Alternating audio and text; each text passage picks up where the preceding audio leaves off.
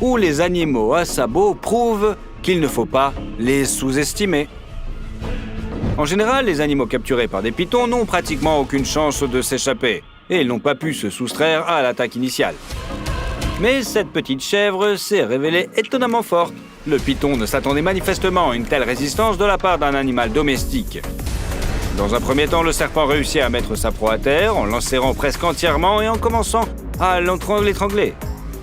Pourtant, la bête a résisté au reptile manchot et a même réussi à retrouver l'équilibre. Les humains sont alors intervenus, assommant le serpent avec un bâton et aidant la chèvre à s'échapper. Ce n'est pas un cas unique. Ici, un énorme python n'a même pas pu faire tomber la chèvre au sol. Les créatures à sabots marchaient avec le serpent entrelacé. Le python ne semble pas très grand, mais il est en fait 3 fois plus grand que la chèvre. Bien que le serpent comprime l'animal à sabots, tentant de l'étrangler et de le faire tomber, l'herbivore résiste farouchement. Finalement, des personnes sont venues en aide à la créature dans cette affaire. Ils ont retiré le serpent et l'ont emporté. Il cherchera une proie plus facile dans la jungle. Ces chèvres domestiques ne sont manifestement pas des cibles convenables. Dans les fermes, les chiens et les chevaux cohabitent souvent. Les chiens oublient parfois qu'ils ont affaire à des poids lourds aux sabots puissants. Il arrive que des chiens s'en prennent de manière ludique ou sérieuse à des chevaux habituellement dociles. Les animaux plus petits peuvent supposer que l'énorme herbivore ne ripostera pas. Comme vous pouvez le constater, dans tous ces cas, les chiens se trompent d'adversaire. Les chevaux opposent à leur adversaire une résistance impressionnante. Comme tu peux le constater, ils utilisent le plus souvent leurs sabots. Un cheval peut mordre, mais seulement dans des cas extrêmes, lorsqu'il est vraiment en colère. Dans ces cas-là, il peut littéralement briser la colonne vertébrale d'un chien, même de grande taille. Ici, un cheval enragé a réussi à faire de même avec un loup. L'animal au sabot agressif ne s'est pas arrêté à continuer à piétiner le prédateur pour s'assurer qu'il n'était plus une menace. Un étalon peut peser plus d'une demi-tonne. C'est 10 fois plus massif qu'un chien même de grande taille. Pour la créature à sabots, cette bête agressive et aboyante qui grimpe et attaque ne représente donc pas une telle menace. Un seul coup ramène rapidement l'adversaire à la raison, lui rappelant qu'un comportement calme n'est pas synonyme de faiblesse. Remarquez la précision avec laquelle un cheval peut donner un coup de pied à son adversaire. Quelle que soit la direction de l'attaque, un chien peut approcher sa cible de différents côtés, par derrière, par le côté et même par en dessous. Mais le cheval donne un seul coup de pied bien placé et le chien s'envole. Cette précision est due au champ de vision très large de l'herbivore. Les yeux du cheval sont situés sur les côtés de la tête. Bien que le sabot évalue moins bien la distance et la profondeur que son adversaire, il peut percevoir les attaques sous différents angles. Cela permet au cheval d'atteindre la cible du premier coup, même contre des proies plus petites, comme les oiseaux par exemple. Dans de nombreux cas, le chien ne représente peut-être pas une menace sérieuse pour le cheval et ne fait que jouer. Mauvaise idée, l'animal à sabot ne prend pas le jeu à la légère et répond à l'intrus par un puissant coup de sabot. Cruel, mais le cheval ne cherche pas à infliger des blessures mortelles à son adversaire. L'herbivore montre simplement à son voisin enjoué qui est le chef. Il arrive qu'un cheval se montre agressif par peur. Néanmoins, provoquer un animal de cette taille n'est pas une bonne idée. Des coups de sabot particulièrement précis entraînant les chiens dans des envolées impressionnantes, les faisant culbuter dans les airs et les projeter au loin comme un bélier. En général, le chien se relève immédiatement et reste un petit peu sonné mais vivant. Quel coup de pied de cheval vous a le plus impressionné? Un troupeau de buffles brouté dans les hautes herbes. L'abondance de nourriture est une bonne chose, mais il y a un problème. L'herbe est si haute que même les lions adultes peuvent s'approcher furtivement de leur proie sans se faire remarquer. Cela profite à un grand groupe de prédateurs en chasse.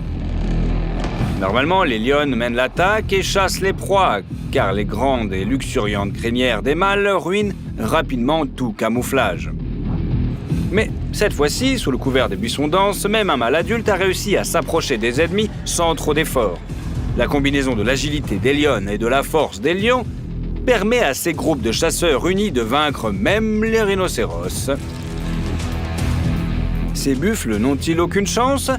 En fait, les lions ont sous-estimé leur adversaire. Ils ont révélé leur présence un petit peu trop tôt.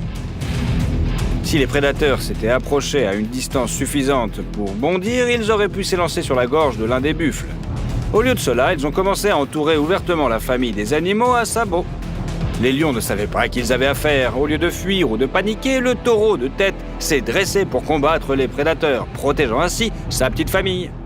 Il est beaucoup plus massif et lourd que le lion mâle.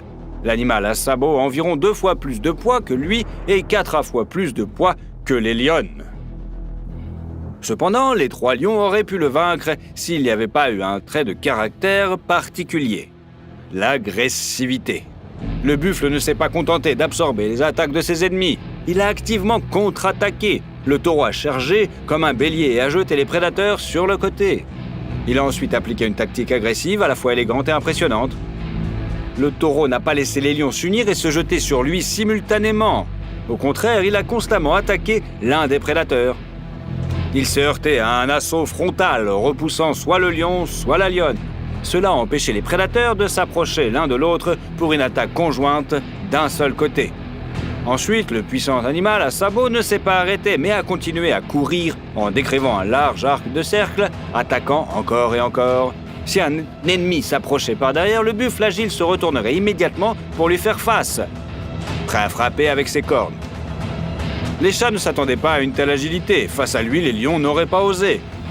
Grâce au fait que le taureau était principalement en mouvement, sa force déjà immense augmentait en raison de l'élan. Même un mâle buffle aurait balayé tout ce qui se trouvait sur son chemin comme une feuille. De plus, le taureau attaquait continuellement avec ses cornes. Leur base puissante était le principal élément de frappe, agissant comme un marteau de forgeron. Les mouvements rapides et brusques de la tête sur le côté permettaient de se protéger contre les attaques des flancs grâce aux pointes acérées. Finalement, les lions ont dû battre en retraite. L'escouade composée de lionnes expérimentés et d'un mâle puissant a laissé ce buffle en paix. Il a sauvé sa famille et est resté en vie. Un tel courage et une belle habileté méritent votre like, n'est-ce pas? Vous est-il déjà arrivé d'être assis à l'ordinateur, occupé à des tâches importantes, et soudain, un chat arrive et se couche sur le clavier, et maintenant, c'est leur bureau, leur clavier, en fait, leur chambre, quoi. Qu'est-ce que vous faites dans ces cas-là? Vous allez chercher de la nourriture et allez vous promener, surtout vous dérangez pas. Il semble que cet intrus pelucheux ait décidé de faire le même coup avec l'enclos des chevaux. Il se prélasse avec eux, se promène, se comporte comme s'il s'agissait de ses propres chevaux. Cependant, lorsque les chevaux commencent à toucher l'invité non invité, avec leurs lèvres, par curiosité, le chat s'en va. Mais pas très loin. Il s'allonge à nouveau, comme s'il revendiquait des droits sur toute la ferme. Mais il ne savait pas à qui il avait affaire. Ce cheval ne se laisserait pas charmer par l'adorable chaton. La créature à sabots l'attrape tout simplement avec ses dents et le jette au loin comme un vieux chiffon. Le chat est vivant et indemne, mais choqué.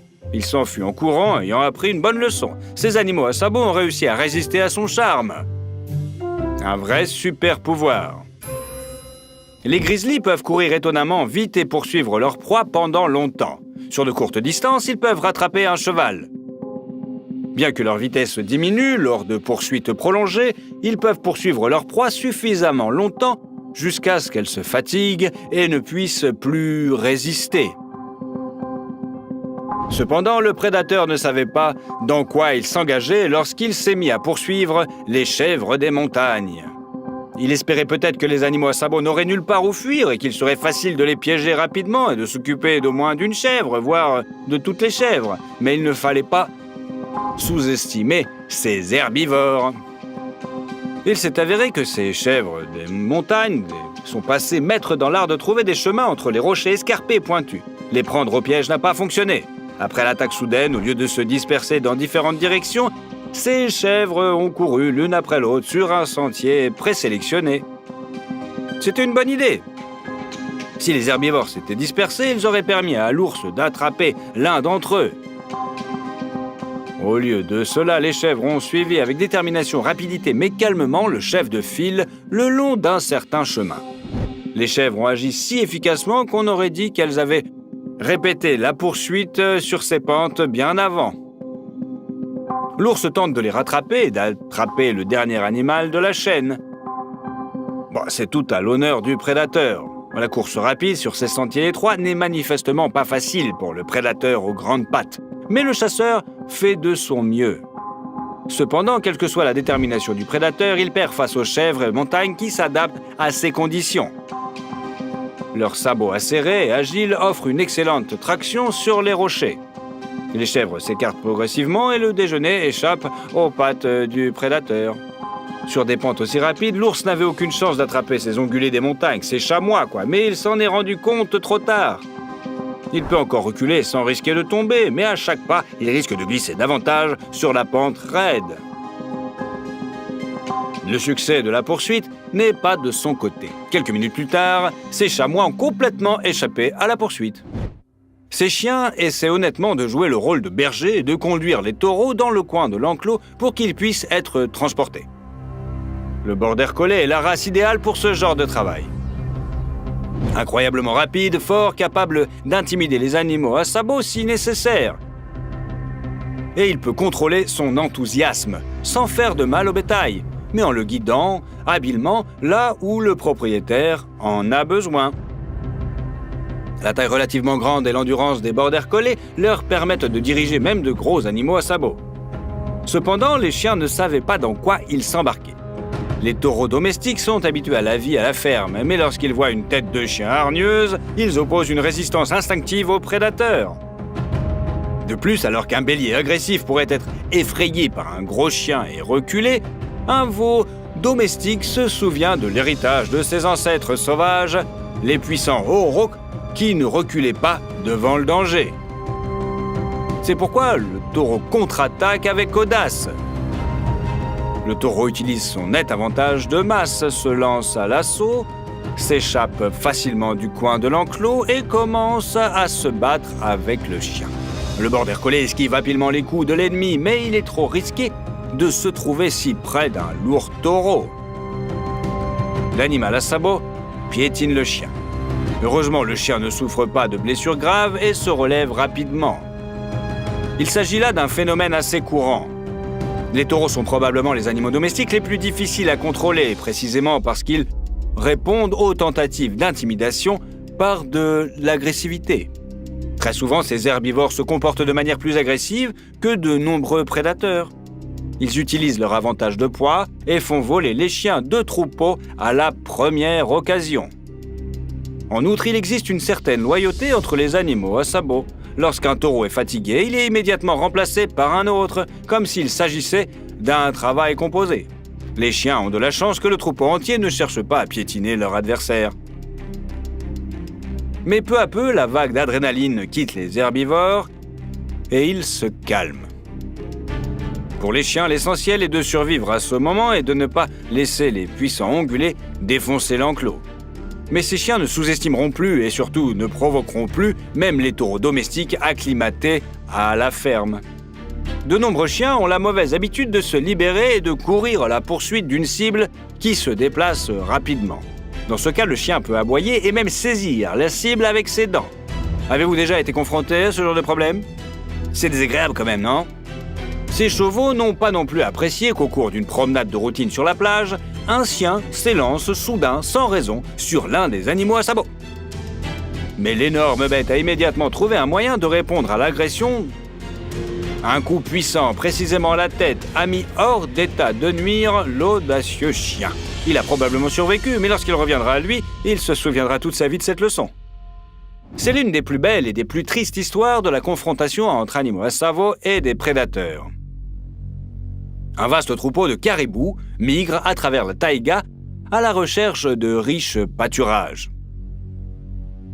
Les animaux à sabots sont très forts et nombreux, mais parmi eux se trouvent des membres vulnérables du troupeau, les veaux. Ils sont déjà assez forts pour courir presque autant que les adultes, mais leur force est nettement plus faible. C'est ce qu'ont remarqué les loups qui poursuivent le troupeau. Ils courent après leur proie, cherchant systématiquement des cibles adéquates. L'objectif des prédateurs est d'attaquer le troupeau par le flanc, de séparer l'animal le plus faible du reste et de l'attraper lorsque les autres animaux à sabots s'éloigneront. Les loups sont forts, mais leur principal avantage, bien sûr, est l'endurance.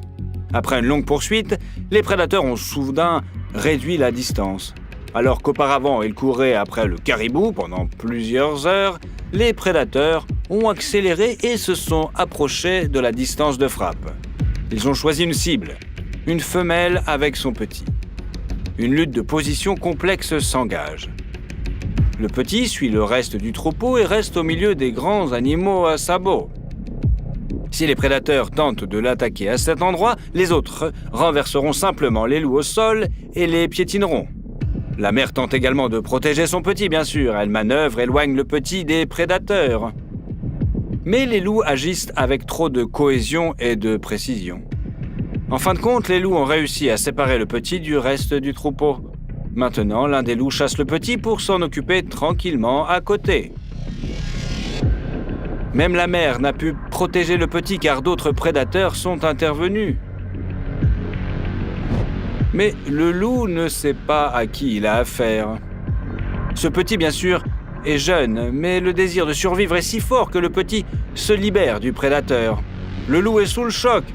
La belle et dramatique course-poursuite dure beaucoup plus longtemps qu'il ne s'y attendait. D'habitude, il faut quelques secondes, voire une minute, à un chasseur chevronné pour abattre un fauve de cet âge. Ici, le fauve mène le loup pendant près d'une demi-heure. On ne s'attendait pas à une telle rapidité de sa part. Le petit manœuvre, esquive les crocs de l'ennemi, court aussi vite qu'il le peut, à la limite de ses capacités. Il attend l'aide de sa mère, mais elle ne vient pas. La louve a entraîné le faon trop loin du troupeau. Le jeune ongulé est en effet plus rapide que ses congénères. Peut-être que même qu'un caribou adulte ne pourrait pas afficher de tels résultats dans une course fatale. Mais le loup rassemble ses forces et rattrape encore le petit. D'un léger mouvement, le prédateur fait s'arrêter sa victime. Le fauve n'a même pas besoin d'être renversé. Il est tellement fatigué et épuisé qu'il ne peut plus résister, comme si le loup l'avait tout simplement éteint. Le prédateur achève rapidement sa victime. Bientôt, d'autres chasseurs de la meute le rejoignent. Le petit a perdu, mais cette chasse est allée si loin que les prédateurs ne reviendront pas dans le troupeau et ne le poursuivront pas. Habituellement, les adultes protègent les jeunes. Ici, c'est le contraire. De façon inattendue pour les prédateurs, ce petit a sauvé de nombreux autres cerfs grâce à son agilité. Les poneys sont bien plus cools qu'on ne le pense. Ce cheval a fait une grosse erreur en s'engageant avec le petit challenger à sabots. Leur corps compact et arrondi, leur visage mignon, leurs membres courts et leur fourrure dense et douce rendent ces animaux incroyablement adorables.